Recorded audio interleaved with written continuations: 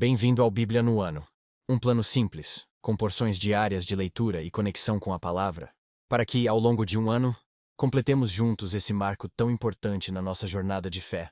Em Jó 16-18, Jó expressa seu profundo sofrimento e frustração com a falta de compaixão de seus amigos.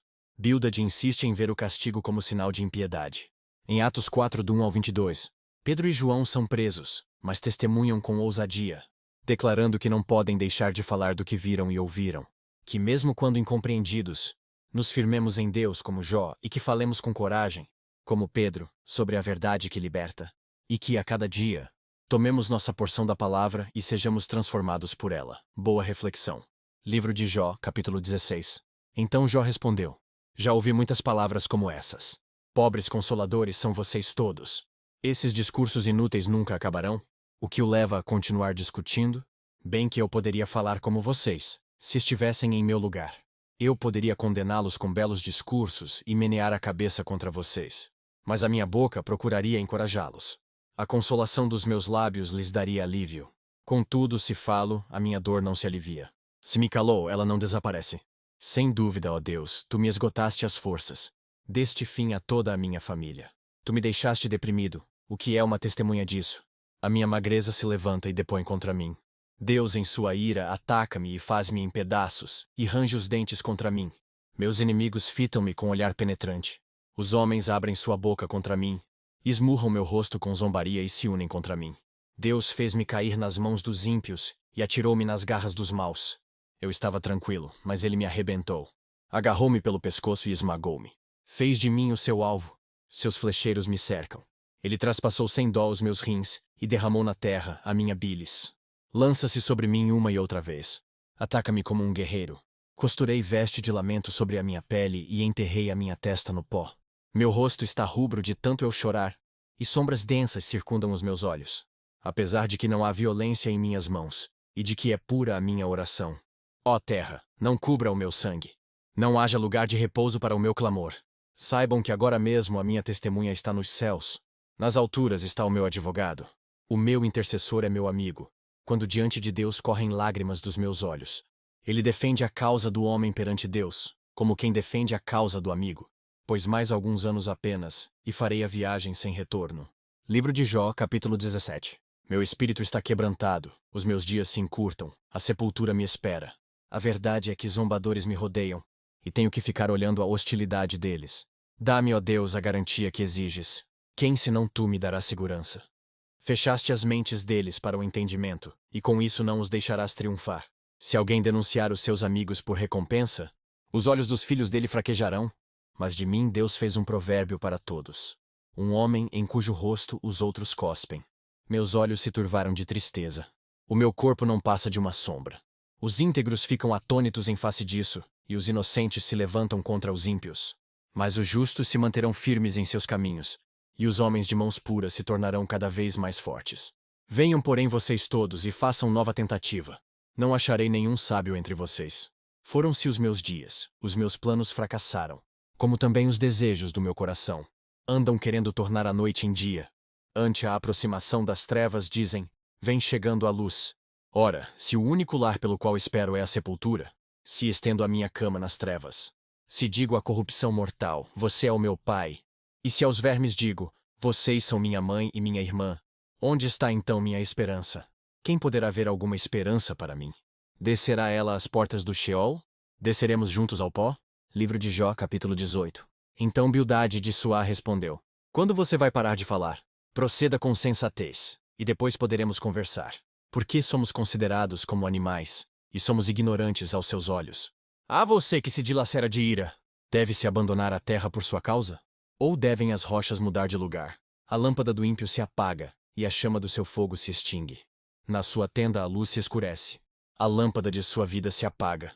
O vigor dos seus passos se enfraquece, e os seus próprios planos lançam por terra. Por seus próprios pés você se prende na rede, e se perde na sua malha. A armadilha o pega pelo calcanhar. O laço o prende firme. O nó corredio está escondido na terra para pegá-lo. Há uma armadilha em seu caminho.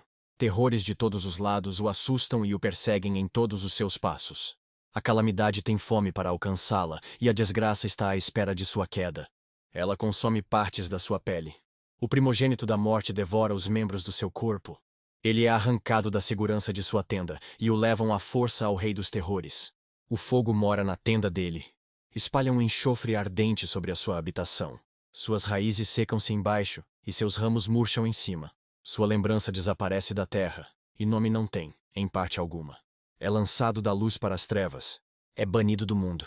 Não tem filhos nem descendentes entre o seu povo, nem lhe restou sobrevivente algum nos lugares onde antes vivia. Os homens do Ocidente assustam-se com a sua ruína, e os do Oriente enchem-se de pavor. É assim a habitação do perverso.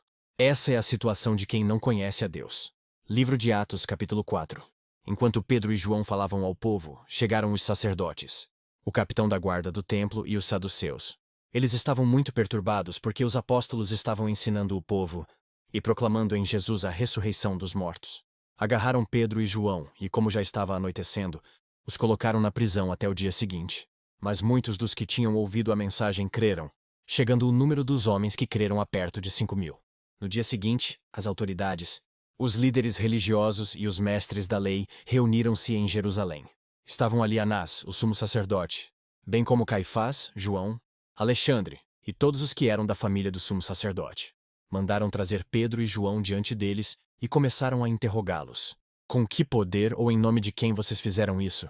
Então Pedro, cheio do Espírito Santo, disse-lhes: autoridades e líderes do povo, visto que hoje somos chamados para prestar contas de um ato de bondade em favor de um aleijado, sendo interrogados acerca de como ele foi curado, saibam os senhores e todo o povo de Israel que por meio do nome de Jesus Cristo, o Nazareno, a quem os senhores crucificaram, mas a quem Deus ressuscitou dos mortos, este homem está aí curado diante dos senhores.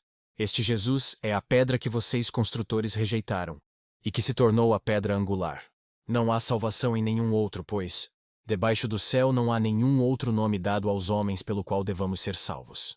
Vendo a coragem de Pedro e de João, e percebendo que eram homens comuns e sem instrução, ficaram admirados, e reconheceram que eles haviam estado com Jesus. E como podiam ver ali com eles o homem que fora curado, nada podiam dizer contra eles. Assim, ordenaram que se retirassem do sinédrio, e começaram a discutir, perguntando: que faremos com esses homens? Todos os que moram em Jerusalém sabem que eles realizaram um milagre, notório que não podemos negar. Todavia, para impedir que isso se espalhe ainda mais entre o povo, precisamos adverti-los de que não falem mais com ninguém sobre esse nome. Então, chamando-os novamente, ordenaram-lhes que não falassem nem ensinassem em nome de Jesus. Mas Pedro e João responderam: julguem os senhores mesmos se é justo aos olhos de Deus obedecer aos senhores e não a Deus, pois não podemos deixar de falar do que vimos e ouvimos. Depois de mais ameaças, eles os deixaram ir. Não tinham como castigá-los, porque todo o povo estava louvando a Deus pelo que acontecera. Pois o homem que fora curado milagrosamente tinha mais de 40 anos de idade. Que as palavras de hoje permaneçam em seu coração e transformem sua caminhada de fé. Não esqueça de curtir, compartilhar e se inscrever no canal para continuar essa jornada conosco. Se ficou para trás, não tem problema. É só assistir aos vídeos anteriores e se manter firme no plano. Nos vemos no próximo vídeo para mais uma porção da Palavra de Deus. Até lá. A paz.